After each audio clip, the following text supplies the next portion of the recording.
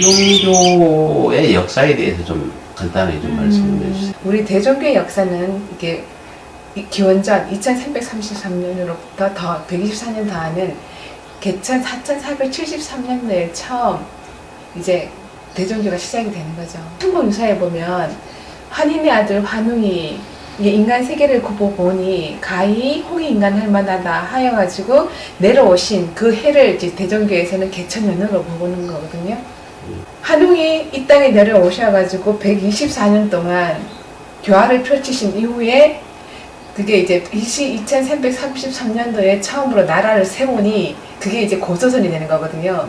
그러니까 고조선을 세운 시기로부터 124년 전이 처음 하느님의 아들 한웅이 이 땅에 내려오신 때이기 때문에 대종교의 이제 그 시작은 그때로 보는 거죠. 그래서 대종교에서는 기원을 개천 기원을 씁니다.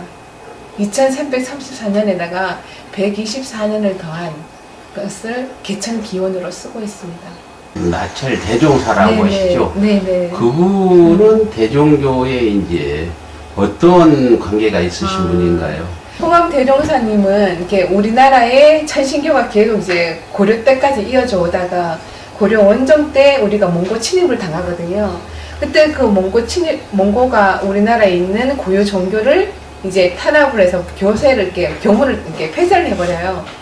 그때로부터 이제 하늘교가 계속 이렇게 침잠이 오다가 민중 속에서는 그냥 하나님교로 삼신할머니교로 이렇게 침잠이 오다가 1909년에 홍암 대종사님이 해가지고 그 맥이 다시 이어진 겁니다. 20세기 초에는 우리나라에 민족 종교가 많이 이제 생성되잖아요. 천도교부터 시작해가지고 뭐 증산교, 뭐 백백교부터 시작해 모든 민족 종교가 많이 생성되는데 그때가 이 조선으로 따지면 굉장히 이제 혼란한 시기였잖아요. 그죠? 조선 말기였기 때문에 그게 민중들이 혼란한 시기에 이렇게 안정을 희구하다 보니까 우리를 구원해 줄 수 있는 이치가 없나 이래서 이치를 갈구하다 보니까 그 가운데 이제 큰 사람들이 이렇게 원력을 내 가지고 공부를 하다 보면 최재호 같은 스승도 나오시고 그다음에 강진상 같은 스승도 나오시고 여러 이제 인물들이 많이 출연하게 되는 거죠. 그래서 그런 분들이 이제 도탄에 빠진 민중들에게 이제 희망의 빛을 들이오는데 그 가운데 홍암 나철 대종사님은 그분들과 무엇이 다르냐 하면은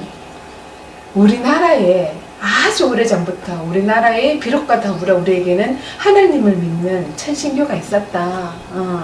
그 천신교가 계속 이제 시대별로잖아. 이름만 바꿔서 이어져 오다가 그 마지막이 고려 원정 때였는데 그 고려 원정 때부터 이제 조선 말기까지 거의 700년 동안 교문이 닫혔다가 지금 하느님의 뜻이 다시 이제 우리에게 전달돼가지고 다시 우리가 하늘교를 잊게 됐다 해가지고 거듭 빛난다 해서 중광이란 말을 쓰거든요.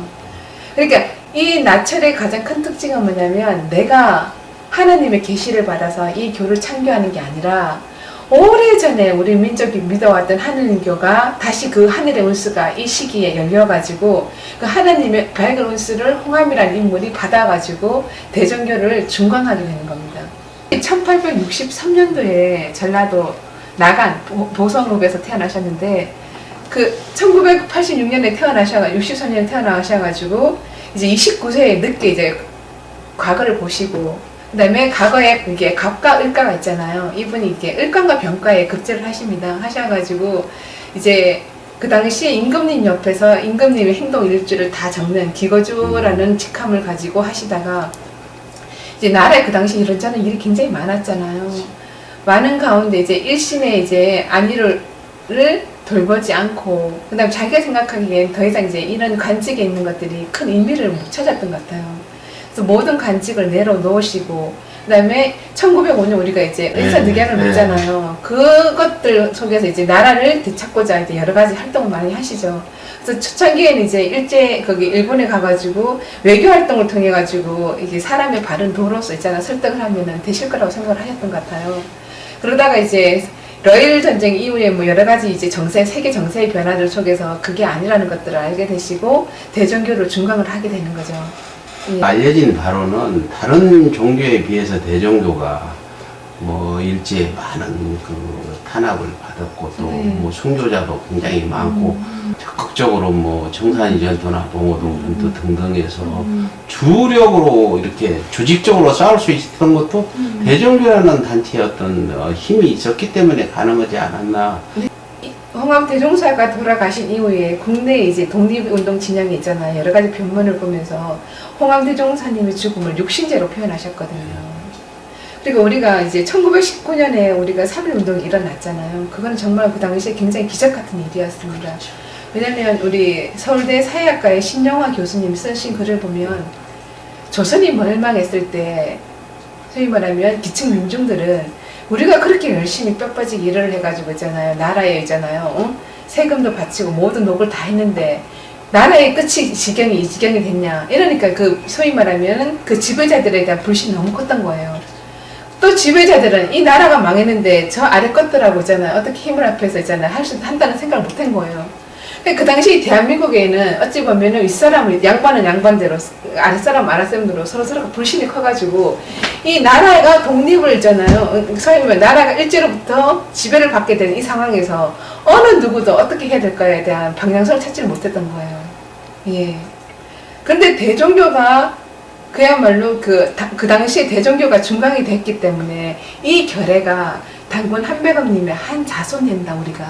우리가 이렇게 우리 이 땅에 유교가 들어온 거는 뭐 길게로 보면 아주 오래되지만 그래도 가장 가까운 근래의 조선으로 따지면 그 역사가 일부분이 우리나라의 4,000년, 5,000년 역사에 보면 일부분이 지나지 않는데 그 역사의 그 부정적인 면을 통해 가지고 우리 고유의 있잖아요. 본래의 모습을 있잖아요. 부정해서는 안 되는 거 아닙니까? 그래서 그 당시 대종교가 중강했다는 것은 결국 뭐냐면 단군 한백업님의 큰 틀 속에서는 양반이고 쌍놈이고 우리가 다 한 결례라는 거예요. 한 민족이라는 거예요. 예.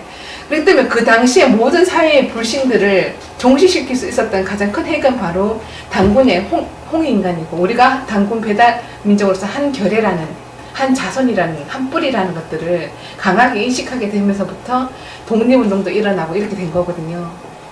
그렇기 때문에 근데 그게 사실상 그 홍암 대종사님께서 돌아가시고 나서는 일단 대종교 내부에 있는 홍암 대종사님으로부터 큰 감화를 받은 집단으로부터 먼저 큰 결심이 생기죠. 이제 대종사님이 돌아가시고 나서 만주에서 있잖아요. 그분의 유지를 받들어가지고 우리가 정말 통일을 해야, 소위 말 독립을 해야 된다. 이래가지고 1917년, 18년도에 이제 그 독립군단이 형성되고 1920년 6월달에 봉오도 전투가 생기고 10월달에 청산리 전투가 생기고 뭐 이렇게 되는 거죠. 이제 독립운동이 일어나는 거죠. 그다음에 1918년도에 이제 만주에서는 이제 무호 독립선언이라고 해가지고 처음으로 이제 우리나라가 혈전투쟁을 통해서 빼앗긴 나라를 찾아야 된다 해가지고 이제 무호 독립선언을 하거든요. 그 힘에 의해 가지고 국내에서 이제 1919년에 독립선언문이 만들어지고 그래서 그걸 기반으로 해가지고 3.1운동이 일어나는 거고 이렇습니다.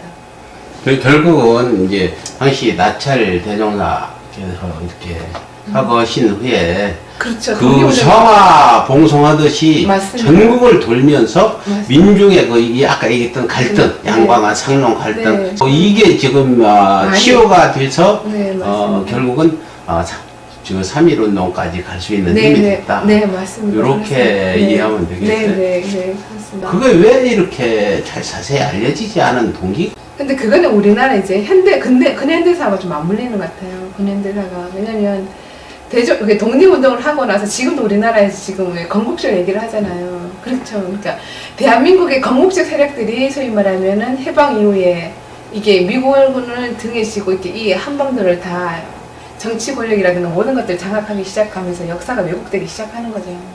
예.